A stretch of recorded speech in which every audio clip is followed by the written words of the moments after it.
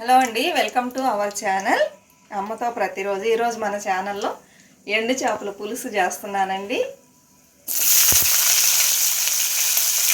Chennai style అన్నమాట. ఒక చిన్న సైజు 3 ఉల్లిపాయలు ఇలా పొడవుగా కట్ చేసి వేసానండి. అంతకుముందు కడాయి పెట్టి ఆయిల్ పోసేసి తగినంత ఆయిల్ హీట్ అవ్వగానే నేను వడగా ఉంటాను కదా, అది వేసానండి. అదొక్కటి వేస్తే చాలండి. తర్వాత ఉల్లిపాయలు వేసేసాను. ఈ ఉల్లిపాయలు కొంచెం వేగాలి.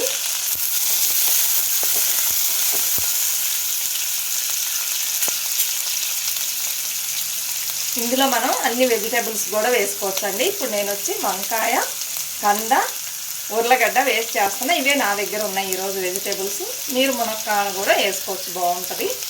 సింపుల్గా, ఈజీగా, టేస్టీగా చేసుకోవటమే మన ఛానల్లో నేను చూపించేదండి. 2 ఉర్లగడ్డలండి, ఒక చిన్న సైజు కంద ఉంటే కట్ చేసేసాను. అలానే వంకాయలు కడిగి పెట్టుకున్నాను. ఇది ఇప్పుడే కట్ చేస్తే కలర్ చేంజ్ అయ్యిద్ది కదా. ఆ ముక్కలు ఉడికిన తర్వాత, ఉర్లగడ్డ ఉడికేటప్పుడు సగం ఉడికిన తర్వాత ఈ వంకాయలు కట్ చేసి వేసుకోవాలి. ఫస్టే వేసినట్లయితే ఇది గుజ్జు గుజ్జుగా అయిపోయిద్దండి. 2 టమాటాలు, చింతపండు, ఇంకంతేనండి వీటికి కావాల్సింది. ఇప్పుడు మనం ఉల్లిపాయలు కొంచెం వేగినాయి కదా, ఈ టైంలో ఈ ఉర్లగడ్డను కంద వేసుకుందామండి. అవి ఉడకడానికి కొంచెం టైం పడుతుంది కదా, అందుకని వేసేసి ఇప్పుడు కొంచెం తగినంత ఉప్పు కూడా వేసేద్దాం. ఇప్పుడు ఉప్పు కూడా వేసేద్దామండి. ఇలా పెడితే కొంచెం సేపట్లో ఈ ముక్కలు మెత్తబడతాయి. ఇప్పుడు వెజిటేబుల్స్ కొంచెం వేగినాయండి. ఈ టైంలో మనం టమాటాలు వేసుకుందాం. ఇవి కొంచెం వేగిన తర్వాత కట్ చేసి పెట్టిన వంకాయలు వేసేద్దాం.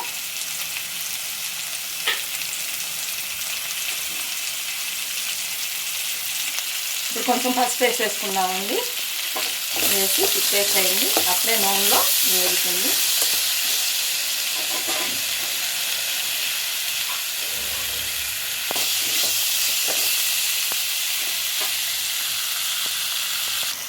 ఇప్పుడు వంకాయలు వేసుకుందామండి. నేను వంకాయలను వచ్చి ఇలా 4గా కట్ చేసి వేస్తున్నా. ఎందుకంటే ఇవి చాలా చిన్నవిగా ఉన్నాయి కదా, కట్ చేసి వేస్తే బాగోదు, అందుకని ఇలానే వేసేస్తున్నాను. ఇది కొంచెం సేపు ఒక 2 మినిట్స్ నూనెలో వేయాలండి.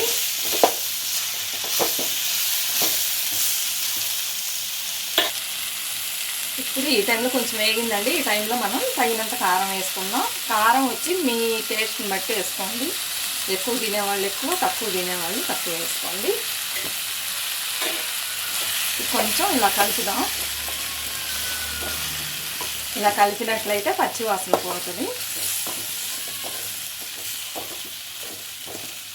ఈ పులుసు వచ్చి చాలా టేస్ట్గా ఉంటుందండి. ఈరోజు సండే మేము నాన్ వెజ్ ఏం చేయలేదు. అత్తయ్యకి ఎండు చేపల పులుసు అంటే చాలా ఇష్టం, అడిగారనమాట. ఇప్పుడు ఈవినింగ్ టైంలో నేను ఇది చేస్తున్నాను. చూసి నచ్చినట్లయితే మీరు కూడా తప్పకుండా ట్రై చేయండి. అలానే మన ఛానల్స్లో వీడియోస్ నచ్చినట్లయితే తప్పకుండా సబ్స్క్రైబ్ చేసుకోండి, లైక్ ఇవ్వండి, కమెంట్స్ పెట్టండి, షేర్ చేయండి, సపోర్ట్ చేయండి ఫ్రెండ్స్. ఇప్పుడు మనం ఇందులో చింతపండు పులుసు పోసుకుందాం.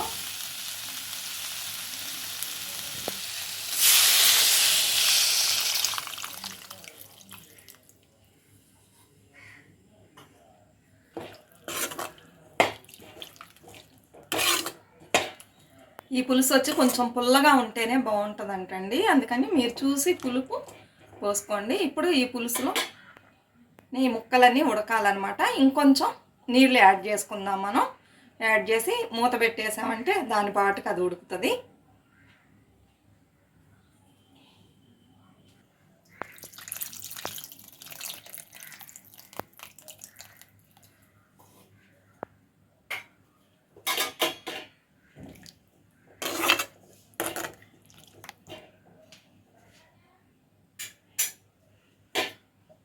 అంతే, మూత పెట్టేద్దాం.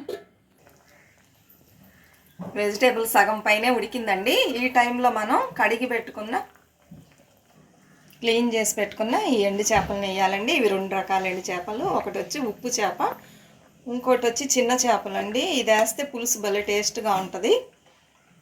కొంచెమేనండి. ఇప్పుడు మనం ఇవి పులుసులో వేసేద్దామండి. ఈ టైంలోనే వేస్తారనమాట ఇక్కడ పులుసులో. కొంతమంది నూనెలోనే వేపుకుంటారు, వాళ్ళు ఇలా చేస్తారు. ఇప్పుడు ఈ ముక్కలు బాగా ఉడకడానికి, ఈ చేపలు ఉడకడానికి సరిగ్గా ఉంటుందండి. ఇప్పుడు మనం మూత పెట్టేద్దాం. అసలు ఎంత మంచి వాసన వస్తుందంటే ఎండు చేపలు వేయకముందే మంచి వాసన వస్తుంది. ఇంక వేసిన తర్వాత కొంతసేపు అవి చూస్తే అబ్బా భలే ఉంటుందండి. ఇది రేపొద్దున ఇడ్లీకి దోశకి పెట్టుకొని తిన్నారనుకోండి సూపర్ టేస్ట్గా ఉంటుంది. తప్పకుండా ఒకసారి ట్రై చేయండి. ఇంకొక 5 మినిట్స్ 7 మినిట్స్ అవుతుందండి ఇది ఉడకడానికి.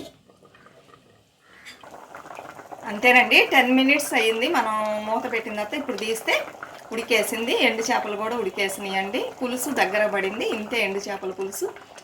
తినేవాళ్ళు ట్రై చేయండి. ఇంతేనండి, ఉప్పు కారం పులుపు అన్నీ సరిపోయింది. మీకు నచ్చినట్లయితే తప్పకుండా ట్రై చేయండి. మన వీడియోస్ నచ్చినట్లయితే తప్పకుండా సపోర్ట్ చేయండి, సబ్స్క్రైబ్ చేసుకోండి. మరొక మంచి రెసిపీతో మళ్ళీ కలుద్దాం. అంతవరకు బాయ్ ఫ్రెండ్స్.